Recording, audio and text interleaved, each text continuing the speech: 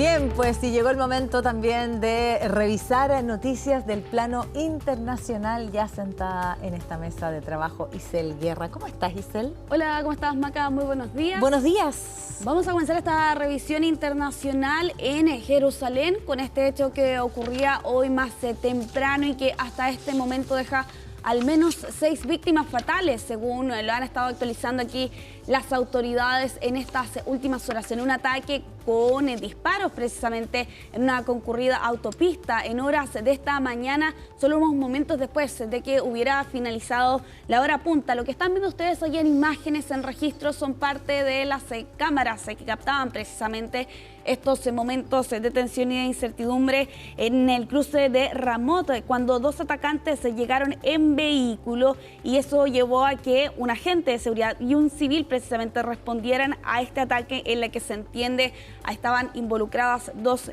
personas. Vamos a revisar precisamente uno de esos momentos captados por los testigos a bordo también de un bus que precisamente registraba ese momento que ocurría hoy más temprano.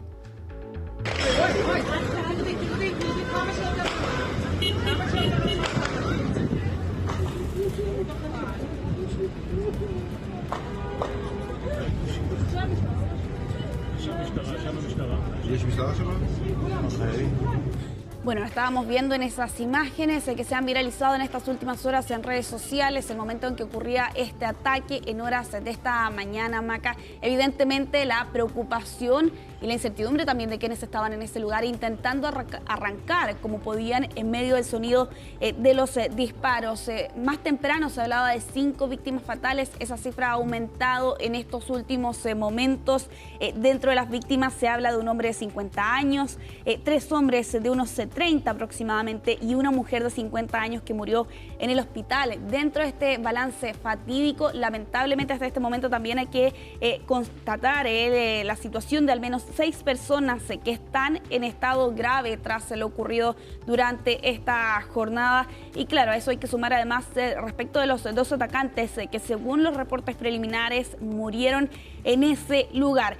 Sobre las responsabilidades, Maca, hasta este momento jamás no ha asumido la autoría detrás de esos ataques, pero sí lo que ha hecho es que emitieron un comunicado en el que celebraban precisamente la ocurrencia de este hecho durante esta jornada, donde por lo demás llegó hasta este lugar el primer ministro de Israel, Benjamín Netanyahu, quien anunciaba que se realizaba una evaluación de la situación. También estaba presente allí el ministro de Seguridad Nacional de Israel, Itamar Ben-Gvir, y claro, también con soldados presentes en esa zona que estaban buscando por lo demás sospechosos en la zona. Aquí la condena ha sido bastante intensa por parte de funcionarios europeos, entre ellos se ha sumado el presidente precisamente de Francia, Emmanuel Macron, así como también el ministro de Asuntos Exteriores de Italia. Y claro, todo esto cuando estamos hablando por lo demás de que es el ataque más mortífero en más de 2 años. El anterior ataque que había ocurrido también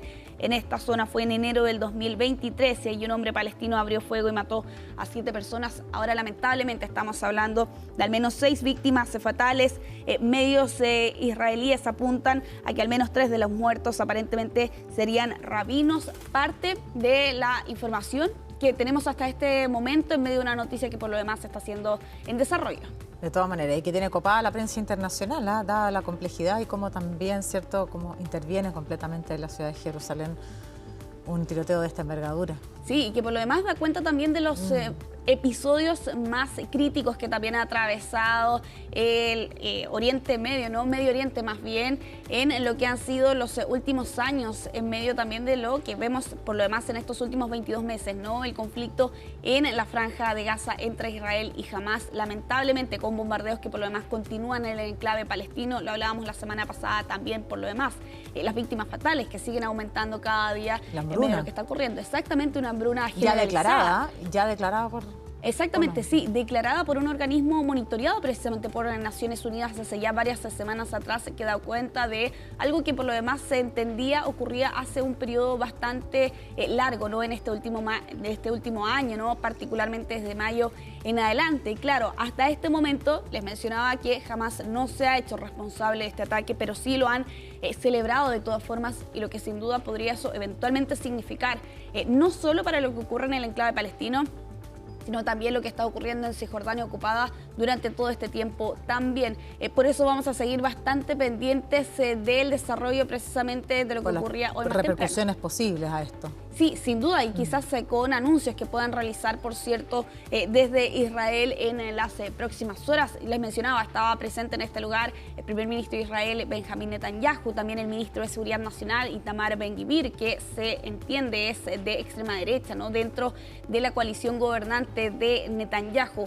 Por eso también es crucial ver cuál va a ser precisamente esas declaraciones, esa respuesta. Al menos a priori Netanyahu señalaba al estar allí que se estaba realizando una evaluación de esta situación, lamentablemente, ¿no? Con esas imágenes que además también estábamos revisando anteriormente del caos y del temor, por cierto, de quienes estaban en ese momento, al momento de los disparos. De todas maneras. Bueno, vamos a estar atentos entonces a lo que pueda seguir ocurriendo en esta situación que tiene sin duda a todo el mundo bastante conmovido por la gran crisis humanitaria que involucra al conflicto en general. Exactamente, sí. Y por eso también es crucial ver cómo se va a desarrollar esta jornada tras lo ocurrido en horas de esta mañana en esta importante autopista allí en Jerusalén. Pero vamos a avanzar en esta revisión internacional. Vamos a continuar en nuestra región, en el país vecino, en Argentina, con este duro revés que ha sufrido Javier Milei tras las elecciones provinciales legislativas de Buenos Aires. Y claro, con lo que hasta hace algunos meses atrás era una elección más, lo que ocurre en este bastión peronista, pero que precisamente el propio presidente argentino transformó básicamente en una batalla, ¿no? De vencer o morir, señalaba también en más de alguna oportunidad el mandatario trasandino. ¿Y qué ocurrió? Bueno, precisamente el peronismo consiguió el 47% de los votos en estas elecciones provinciales de Buenos Aires, bajo el Frente Fuerza Patria, liderados por Axel Kicillof, que es el gobernador precisamente de esta zona, y el partido de Javier Milei consiguió el 33,8%. Hay 13 puntos de diferencia, que ni siquiera la fusión con el PRO, que es el partido del expresidente Mauricio Macri, logró revertir lo que algunos analistas aseguraban a todas luces iba a ser una victoria del peronismo. Se entendía al menos así, pero la verdad es que ha calado bastante hondo, ¿no? Esta diferencia de 13 puntos entre el peronismo y la Libertad Avanza. De hecho, Javier Milei entregaba declaraciones el día de ayer por la noche y él señalaba que había una clara derrota, que había que aceptarla, pero de todas formas le bajaba el perfil. Han puesto todo el aparato peronista que manejan desde hace 40 años y este sería el piso para nosotros y el techo para ellos, aseguraba al menos en esas declaraciones Javier Milei al dar su discurso. Bueno, del otro lado, y lo estamos viendo por lo demás también en parte de las imágenes del día de ayer en medio de la votación, también la celebración, la fiesta en la que se convertía también allí el búnker del peronismo con Kicillof, que hacía un llamado también a Javier Milei y un mensaje grabado de Cristina Fernández, que era parte también de los componentes que estaban presentes en la jornada anterior con Cristina Fernández, que recordemos está cumpliendo 6 años de arresto domiciliario, con Kicillof, que se perfila como la figura de cara a lo que vamos a ver en octubre de este año, que son las elecciones nacionales, no legislativas, y lo que vamos a ver en 2027, que son las elecciones presidenciales en este país. Vamos a revisar precisamente parte del discurso que entregaba el día de ayer por la noche el presidente de Argentina, Javier Milei, al reconocer precisamente esta dura derrota en las urnas en la jornada anterior. Sin ninguna duda, en el plano político, hoy hemos tenido una clara derrota. Y si alguien quiere empezar a reconstruir y salir adelante, lo primero que hay que aceptar son los resultados. Y hoy los resultados no han sido positivos y hemos tenido un revés electoral y hay que aceptarlo. Aquellas cosas en las que nos hemos equivocado las vamos a corregir. No hay opción de repetir los errores. De cara al futuro vamos a corregir todos nuestros errores.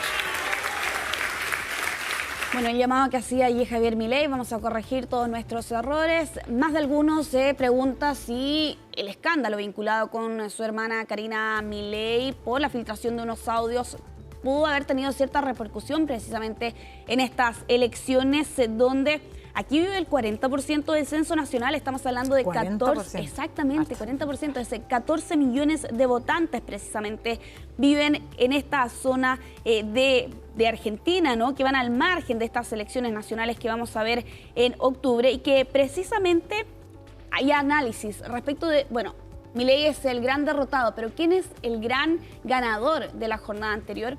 Y hay quienes plantean que precisamente Axel Kicillof es esa figura. De él aparentemente habría sido la decisión de separar las elecciones legislativas provinciales. Y claro, aquí ya algunos lo están perfilando, ¿no? Como el gran líder de la oposición de cara a Milei y de cara también al calendario electoral que se viene de aquí en más en octubre y también en los próximos años.